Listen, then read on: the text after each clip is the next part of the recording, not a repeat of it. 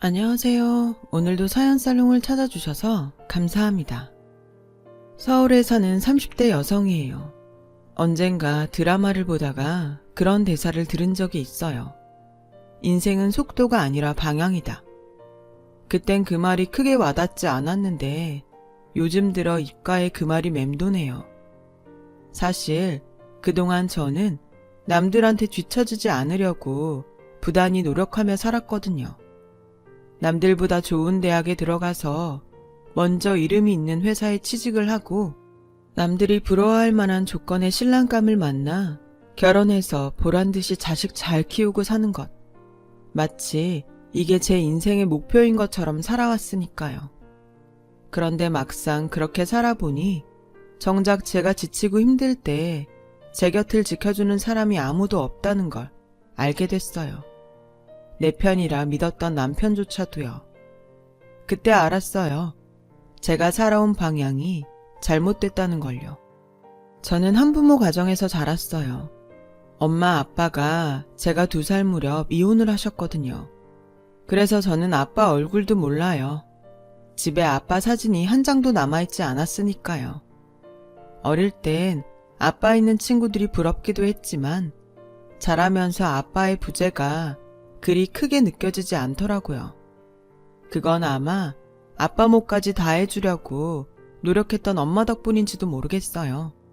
저희 엄마는 보험 설계사였는데 사막에 떨어뜨려 놔도 그곳 사람들한테 운수 매투도 팔아치울 수 있을 정도로 소환 좋은 사람이었죠. 그런 엄마 덕에 저는 돈 걱정 없이 자랄 수 있었어요. 하지만 여자 혼자이므로 딸을 키우고 사는 게 어디 쉬운 일인가요? 가끔 보험 이모들한테 얘기를 들어보면 우리 엄마지만 정말 대단하단 생각밖에 안 들어요. 당장 밖에서 돈벌이를 하려면 아이를 보살펴줄 사람이 필요한데 엄마한테는 그럴 가족이 없었대요. 그래서 일터까지 저를 데리고 가서 회의 때는 건물 경비실에 저를 맡기고 영업을 나갈 때는 늘 저를 데리고 나갔다고 하더라고요. 처음엔 그런 이유로 팀장한테 지적을 받곤 했지만 저희 모녀 사정을 잘 아는 보험 이모들이 도와주셔서 엄마가 영업을 뛸 때는 이모들이 돌아가며 저를 봐주셨다고 하더라고요. 저는 너무 어렸던 때라 솔직히 기억이 안 나요. 보험 이모들이 무용담 나누듯 들려주니까 그런 건가 보다 할 뿐이죠. 그렇게 어린 저를 데리고 보험 일을 하던 엄마는 제가 유치원에 갈 나이가 되고서야 조금은 마음 편히 일을 할 수 있었대요. 하지만 시간에 쫓기는 건 마찬가지였죠. 아침 일찍 유치원에 데려다 줬다가 퇴근길에 데리고 와야 했으니까요. 하지만 보험 일이라는 게 어디 직장인 스케줄처럼 일정한가요? 고객이 원하면 언제든 달려가야 하니 늘 엄마는 허겁지겁 달려와 저를 데리고 가기 일쑤였죠. 어린 시절 제 기억 속 엄마는 늘 바쁘게 뛰어다니는 모습뿐이에요. 그렇다 보니 진지하게 대화를 나눴던 적이 없었던 것 같아요. 아빠 얘기조차 들려주지 않았으니까요. 한 번은 엄마한테 내 아빠는 어떤 사람이었냐고 물었더니 나중에 내가 더 크면 그때 얘기해주겠다고만 할 뿐 더 이상 아무 말도 해주지 않았어요. 그래서 그리 좋게 헤어진 사이는 아닌가 보다 미루어 짐작만 할 뿐이었죠. 엄마는 짜투리 시간도 허투루 쓰지 않으려고 시간을 분 단위로 쪼개서 쓰며 살았어요. 물론 그 덕분에 저도 엄마를 닮아 시간을 쪼개 쓰고 종종거리며 뛰어다니는 게 버릇이 되었지만요.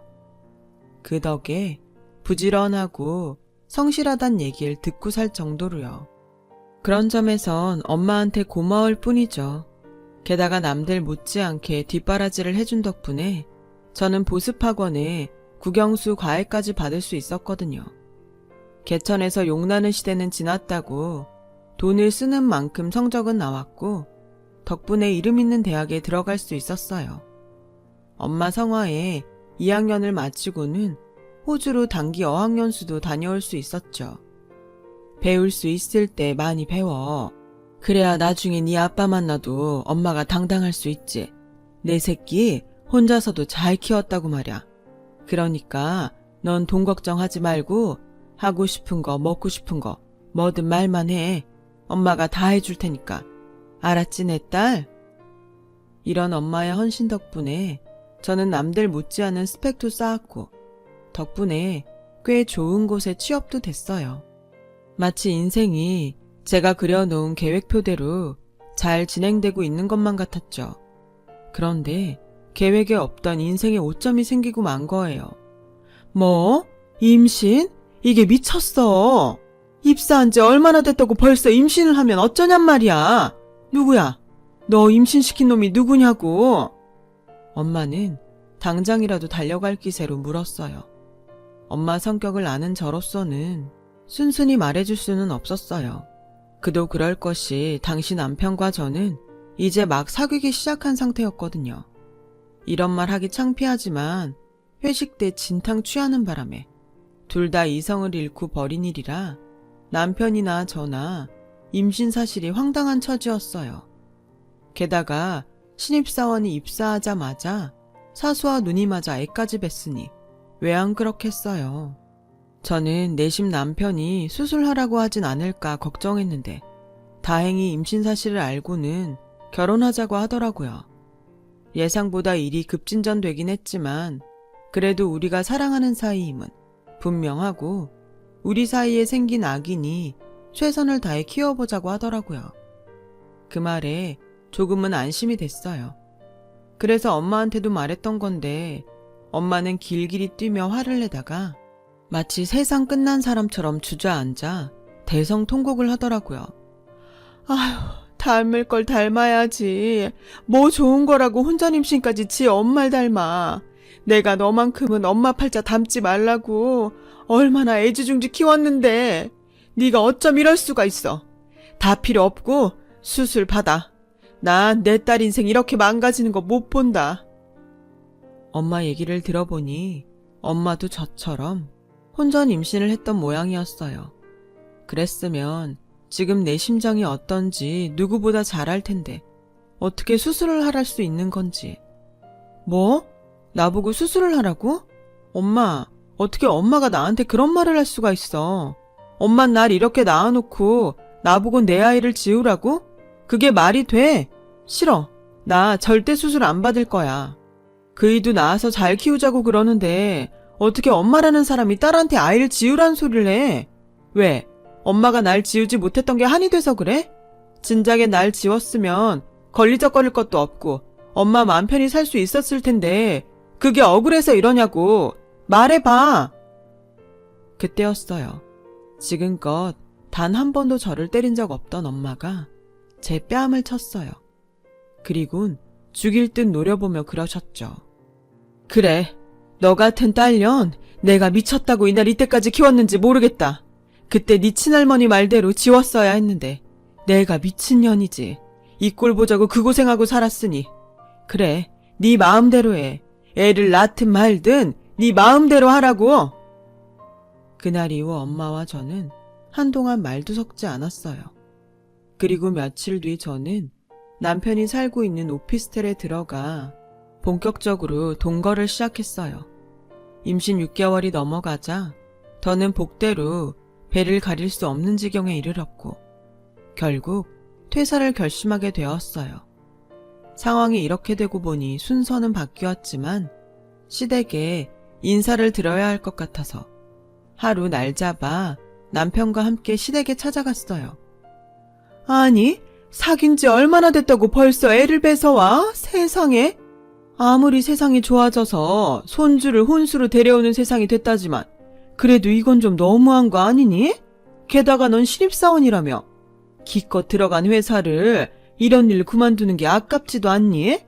게다가 애까지 나오면 우리 현수 혼자 벌어서 먹고 살겠단 거야? 너 너무 염치 없단 생각 안 드니? 애는 둘이 가졌는데 왜 돈은 내 아들 혼자 뼈 빠지게 벌어야 되니? 난 그런 결혼이라면 동의 못한다.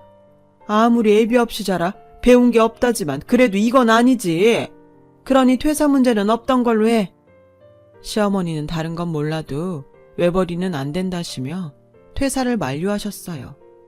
그러면서도 당장 시급 못 올려준다고 하시더라고요. 일단 출산부터 하고 식은 나중에 차차 올리자꾸나. 아직 큰애도 결혼 전인데다 2달 뒤가 내 환갑이라 경황이 없구나. 식은 그렇게 알고 혼인신고 먼저 하는 걸로 하자. 내키진 않았지만 상황이 그러니 어쩔 수 없다 생각했어요. 시어머님이 좀 까칠한 분이긴 하지만 그 외의 식구들은 모두 저를 반겨주는 분위기였어요. 식구들 중 누구 하나도 아이를 지우길 바라는 사람은 없었어요. 오히려 제 건강을 걱정해주는 분위기였어요. 피 한 방울 안 섞인 남도 이러는데 어쩜 내 엄마라는 사람이 더 날 가슴 아프게 하나 싶어 울적했죠. 그래서 엄마가 먼저 사과를 하기 전까지는 절대 연락 안 하겠다고 생각했어요. 그렇게 몇 주가 지났을까요? 시간이 지날수록 몸이 제 몸 같지 않은 게 이상하더라고요.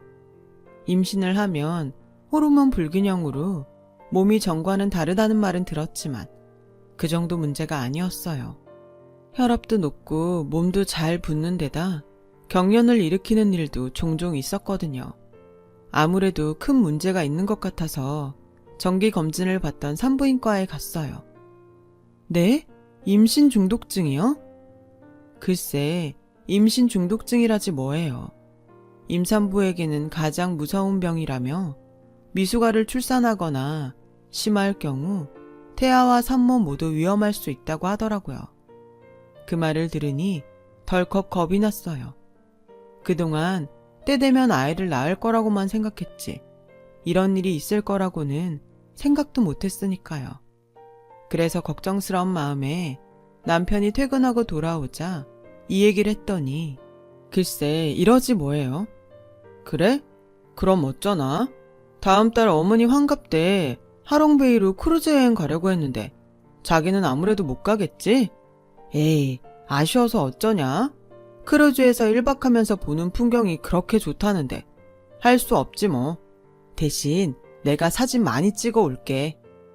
아니, 지 아이를 임신한 내가 임신 중독증까지 걸려서 이 고생을 하고 있다는데 뭐가 어쩌고 저째요? 자기야, 내 말 못 알아들었어? 임신 중독증이라고. 위험하다니까? 그래, 그러니까 몸조리 잘하고 있으라는 거 아냐. 누가 자기 보고 아픈 몸 이끌고 와서 며느리 노릇하라고 그랬어? 근데 왜 이렇게 발끈하고 그래? 솔직히 서운한 걸로 치면 내가 더 서운하지. 안 그래? 평생에 한 번 있는 엄마 환갑에 며느리라고 딸랑 있는 사람이 아프단 핑계로 환갑 여행도 같이 안 가겠다는데 솔직히 안 그래? 빈말이라도 따라가겠다고 하면 내가 어련히 당신 생각해서 그러지 말라고 했을까? 어쩜 사람이 그렇게 이기적이야? 당신 어머니 보고 지독하다고 하는데 내가 보기엔 당신이나 장모님이나 똑같아. 둘 다 자기밖에 모르는 이기적인 사람들이라고. 남편은 짜증을 내곤 밖으로 나갔어요. 순간 저는 믿었던 사람한테 뒤통수를 심하게 맞은 기분이 들었어요. 아니, 내가 뭐라고 했다고 이런 소리까지 들어야 하나 싶더군요. 생각 같아선 당장 짐 싸들고 이 집에서 나가고 싶었지만 그럴 수는 없었어요. 당장 갈 곳도 없었으니까요. 엄마랑 그렇게 싸우고 나온 뒤 연락 한번 안 하고 살다가 이제야 갈 곳 없다고 찾아가긴 미안했거든요. 그래서 꾹 참고 버티기로 했죠. 그런데 다음날 아침부터 시어머님이 집으로 찾아오셨더라고요. 전 제 몸 상태 때문에 오셨나 했는데 글쎄 어이없게도 여행 때문이더라고요. 얘, 정말 같이 못 가겠니? 원래 의사들은 환자들 겁주느라 별것 아닌 것도 심하게 말하곤 하는 법이야. 나도 애를 셋이나 낳았지만 아무 이상 없었어. 그러니 같이 가는 게 어떻겠니? 무슨 일 생기면 거기 병원 가도 되고. 너도 알다시피 우리 승철이 빼곤 영어 잘하는 애가 너뿐이잖니. 사람 수가 몇인데 승철이 하나로 되겠어? 당장 편의점에 물 하나 사러 가려고 해도 통역이 필요한데. 그러니까 네가 좀 힘들더라도 같이 가면 안 되겠니? 내가 보약도 한 제 지어줄게. 아무리 자기 자식 아니라지만 어쩜 이럴 수가 있대요. 고작 자기들 여행 편하게 하자고 임신 중독증에 걸려서 온몸이 퉁퉁 붓고 발작으로 정신까지 잃는 며느리를 생각도 안 하고 데리고 여행을 갈 생각을 하다니 정말 욕 나올 뻔했어요. 그래서 딱 잘라 거절을 했죠. 어머님, 그건 안 되겠어요. 제가 저 혼자 살자고 이러는 거 아니잖아요. 제가 조심 안 하면 저희 아기한테 문제가 생길 수 있어요. 어머님 손주한테 말이에요. 그런데도 어머님 편하게 여행하시자고 저 데리고 가시겠어요? 제 말에 시어머니는 기분이 상했는지 바로 돌아가 버리셨어요. 그리고 그날 밤 남편이 술에 잔뜩 취해 돌아왔더라고요. 자기야, 무슨 술을 이렇게 마셨어? 비틀거리는 남편 팔을 잡아주려는데 글쎄 남편이 제 손을 뿌리치지 뭐예요? 됐어. 내 몸에 손대지 마. 그리고는 비틀대며 기어이 자기 혼자 침대에 눕더라고요. 그리고 그날부터 남편은 제게 거리를 두기 시작했어요. 집도 회사도 버리고 나온 저로서는 남편의 행동에 정말 서운하더라고요. 남편은 마치 제가 정말 이기적인 인간이라서 내 한 몸 건사하자고 다른 가족들한테 못할 짓을 하는 것처럼 행동하더라고요. 그렇게 남보다 못한 사이로 지내며 몇 주가 지났어요. 아침에 눈 떠보니 남편이 없더라고요. 이른 시간에 어딜 갔나 싶어 전화를 해봤더니 안 받더군요. 아직도 꽁해서 그런가 생각했어요.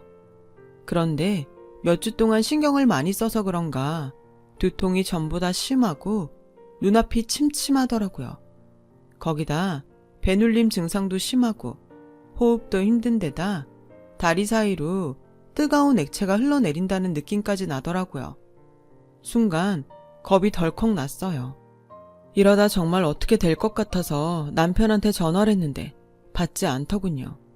하는 수 없이 엄마한테 전화를 했어요. 소화기 너머로 엄마 목소리가 들리자 울음부터 터지더라고요.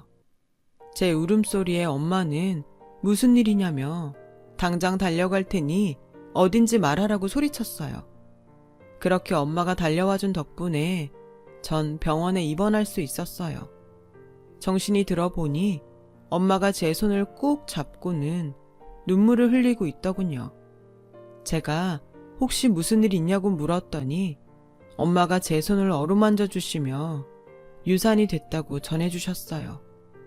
임신 중독증도 심하고 유산기까지 있었는데 그동안 몰랐냐면서 어떻게 사람이 이 지경이 되도록 네 남편은 전화도 안 받냐고 분통을 터뜨리셨죠. 그때였어요. 중년의 의사가 엄마를 보고는 이름을 부르더라고요. 현자? 양현자? 엄마는 자신의 이름을 부르는 의사를 보고는 놀라서 어쩔 줄 몰라 했어요. 의사는 침상으로 다가와 제 이름표를 확인하고서는 눈시울이 붉어졌어요. 그리고는 차트를 펼쳐들고 제 상태를 확인하더군요. 그리고는 말을 잇지 못했어요. 그저 눈물이 그렁한 눈으로 절 바라볼 뿐이었죠. 그 표정만으로 이 사람이 누구인지 알 것 같았어요. 바로 제 친부였던 거예요. 의사는 엄마와 함께 병실을 나갔어요. 그리고 한참 뒤에야 엄마가 병실로 돌아오셨어요. 그리고는 아까 그 사람이 제 친부라는 사실과 그동안 왜 비밀로 했는지 얘기를 해주셨어요. 엄마랑 아빠는 과는 달랐지만 대학교 CC였다고 했어요. 어린 나이에 임신을 하는 바람에 결혼까지 했지만 당시 의대생이던 아빠를 앞세워 아들 장사를 하려던 친할머니 때문에 결국 이혼을 하게 되었다고 했어요.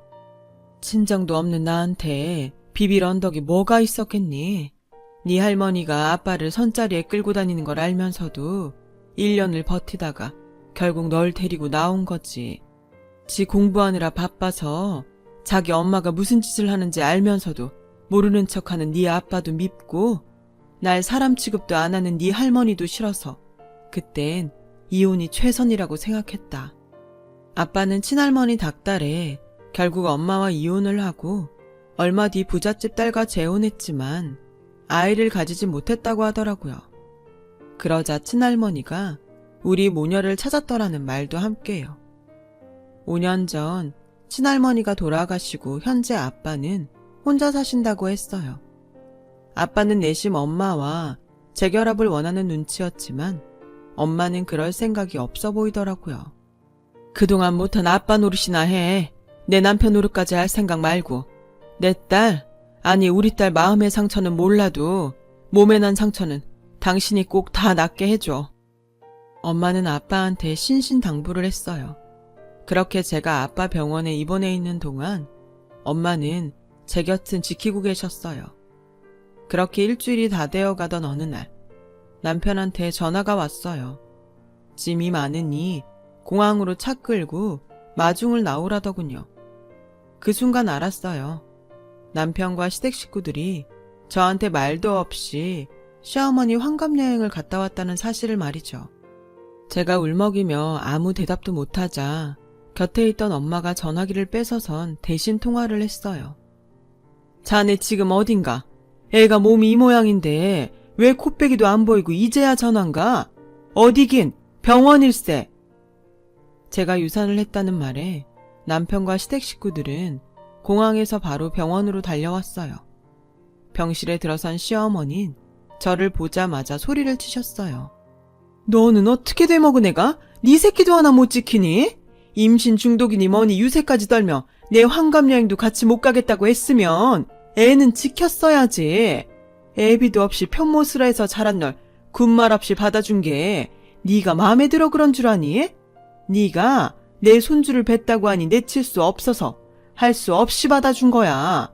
근데 그마저도 없으니 이제 내가 널 며느리로 받아야 할 이유가 있겠니? 혼인 전부터 몸뚱이나 함부로 굴린 너 같은 애를 말이다. 안 그러니? 유산한 건 안 됐지만 차라리 잘 된 건지도 모른다. 이참에 없던 일로 치고 각자 갈 길 가면 되는 거니까. 병원비는 위자료 다 치고 우리 쪽에서 낼 테니 우리 인연은 여기까지로 알고 다시는 우리 애한테 엉겨붙지 마. 그러자 기다렸다는 듯이 엄마가 나서서 말했어요. 그렇게는 안 되겠네요. 애는 둘이서 가졌는데 피해는 왜 내 딸만 입어야 하는 거죠? 임신 중독증으로 몸도 상한 데다가 자식 잃은 슬픔에 정신적 충격까지 받은 애한테 위로는 못 해줄 망정 자기 아들한테 엉겨붙지 말라고요? 이게 무슨 개만도 못한 인성입니까? 게다가 내 딸은 임신하는 바람에 회사에 휴직계까지 내야 했고 회사 사람들한테 손가락질까지 받게 됐어요. 근데 대개 아들은 아무 일 없다는 듯이 멀쩡히 회사 생활을 하겠다고요? 이거 불공평해도 너무 불공평한 거 아닙니까? 누군 제 자식을 5개월 넘게 품었다가 눈물로 저 세상 보냈는데 누구는 지 아내랑 자식은 어떻게 되든 말든 해외에서 크루즈 여행이나 즐기다 와놓곤 증거가 사라졌으니 예전처럼 총각으로 살겠다니 이게 말이 됩니까? 저요, 내 새끼 망가뜨려 놓고 지만 쏙 빠져나가려는 파렴치한 저 인간 절대 가만 안 둡니다. 회사에도 이번 일 다 알릴 거고요.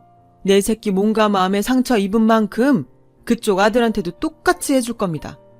그리고 애비 없는 애라고 무시하셨죠? 누가 애비 없는 애입니까? 이 병원이 누구 병원인지 아세요?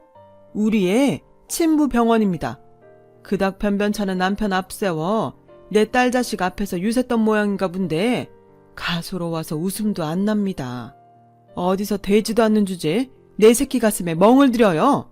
지 새끼 가진 여자가 아프다는데도 여행 가느라 연락까지 끊은 놈의 인성이라면 우리 쪽에서 거절입니다. 그런 개만도 못한 놈은 사위로 들여 뭐에 쓰겠습니까? 그러니 아들 가진 유세 그만 떨고 당장 여기서 나가요. 아, 위자료는 변호사 선임 후에 정해서 연락하겠습니다. 엄마는 시어머니한테 받은 대로 돌려주곤 병실에서 내쫓았어요.